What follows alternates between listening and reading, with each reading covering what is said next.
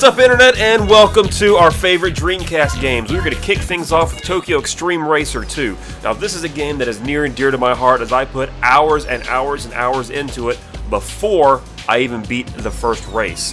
Now, that was a couple days worth of playing when I was a kid, and I was so ecstatic when I beat that first guy that I rode that high all the way for the next probably 10 minutes until the next race, and I lost.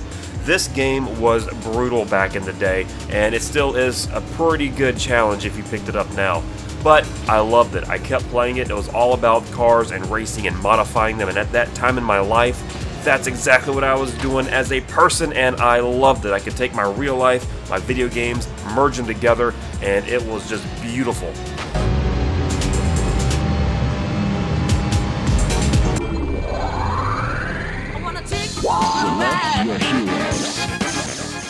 Yep, it's on here. You knew it was going to be on here. It comes as no surprise. Marvel vs. Capcom 2 makes yet another Dreamcast list on the internet. And how about that catchy-ass theme song that I'm going to be humming throughout the rest of the day? It's a great fighter. It's a great tournament fighter, even still to this day, that even Marvel vs. Capcom 3 was not able to capture. If you want the true Marvel Capcom experience, this is the game you gotta play. You gotta play it on the Dreamcast, and it is a great time. My go-to trio was, of course, Wolverine, Ryu, and Jill. Jill, only because I'm a huge Resident Evil fan. Otherwise, the other two are very solid players, unless my friend who could always whoop my ass came over and I'd bring out Cable for a little cheesy winning from shooting across the screen. Such a great time, such a great game. If you haven't played it, I don't even know what you're doing right now. Go pick up the game and play it. It's that good.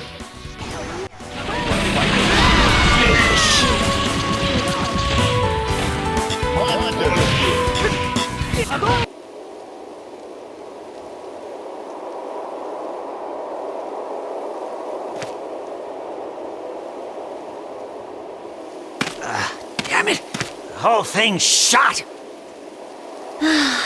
Great. I've got no luck. These things always happen to me. Rita! Stop your complaining and come help me! So now we're going to take a look at Sword of the Berserk Rage. This was a surprise for me. I didn't know it was based off of a Japanese series. I didn't know that it was a hack and slash game. I didn't know that it was going to be this bloody and this violent and this awesome. And I also didn't know that it was going to set the stage for my favorite style of game from now on. Hack and slash is now my favorite genre, hands down. Thank you to this game. When I was in the store looking at games to pick up long ago when the Dreamcast was still a new device, I saw this.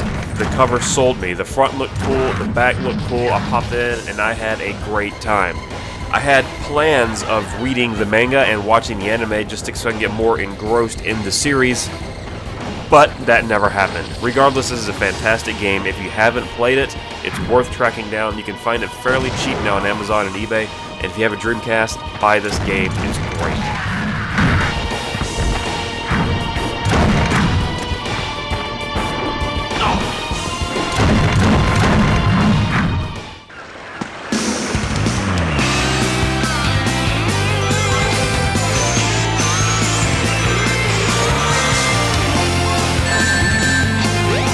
Oh, like you thought this wouldn't be on here? Of course Sonic Adventure is going to be on a Dreamcast list. This is, let's face it, the reason we all owned Dreamcast back in the day. When we went to the store and we saw that demo display and we saw this level with Sonic running around being awesome and that whale jumping up and surprising us and chasing us and we were running from it, this made us want a Dreamcast. We needed a Dreamcast. There's really not much to be said about the game itself that hasn't already been said. It's been ported to different systems. A sequel was made. This is the Sonic game we all wanted. It's the Sonic game we all got, and it's the one that all other 3D Sonic games are really compared to, and they just don't stand up.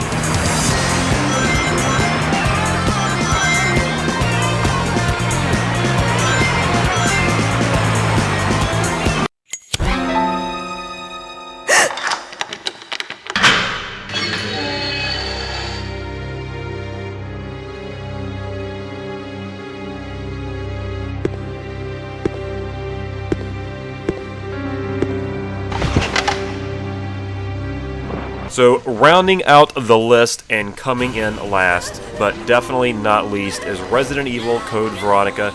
This is a game that I had on the Dreamcast and I played a lot, but I never finished until I played it on the GameCube many years later with a lot more gaming experience under my belt. That being said, even though I never finished it on the Dreamcast, and even though it frustrated me to no end, I still had fun with it because it looked gorgeous for the day. The graphics were great, the sound was great, the atmosphere, guess what? It was also great, and I couldn't put the controller down. I couldn't beat it, but I couldn't stop playing.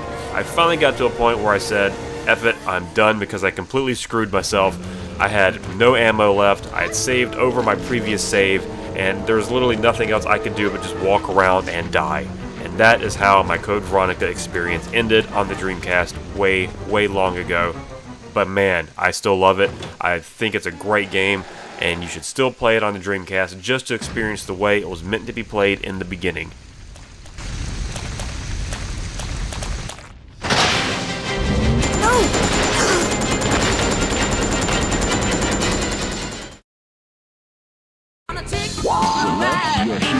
Well, that concludes my list of my top favorite Dreamcast games. I'd like to thank you very much for watching.